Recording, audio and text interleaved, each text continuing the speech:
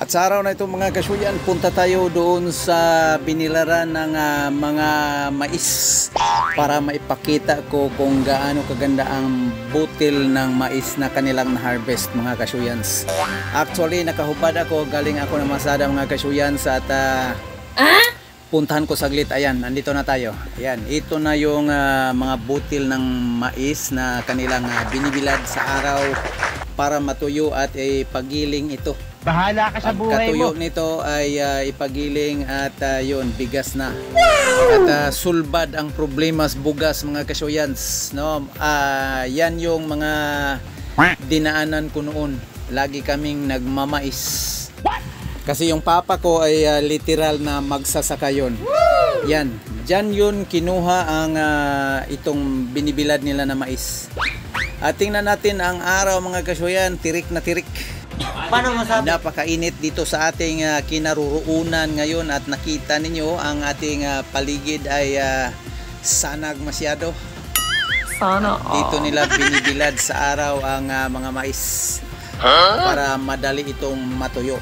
At saglit lang ako doon mga kasuyan at ako'y uuwi na dahil napakainit na ng ating panahon ngayon. Ay kasuyan! Tayo'y sisilong lang dito sa malaking lilim ng isang puno.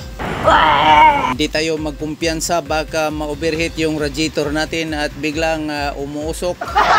Patay tayo. Yan yung bahay ko mga kasuyans.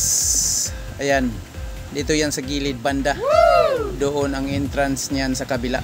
Wow naman! At patuloy tayo sa pag-sisilpi-silpi mga kasuyan para makita naman ninyo ako. At ayan, tingnan nyo ang araw. Sinisili pa rin tayo hanggang dito. Napakainit at guba atong larawan.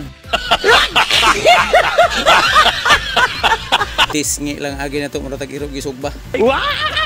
Ayan, makita niyo mga kasuyan na may nakita kong orange na paru-paro. Ayan. Isali natin ito sa ating vlog. Kasi kasali din ito sa ating environment.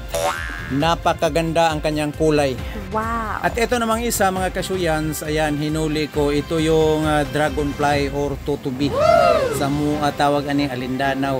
Ayan, tingnan nyo mga kasuyans, ito yung madalas kong laruan noon pag naglaba yung mga kapatid kong mga babae. Sasama ako, ang dami nito sa aming sapa. Sa gilid ng sapa. Ayan, pakawala natin.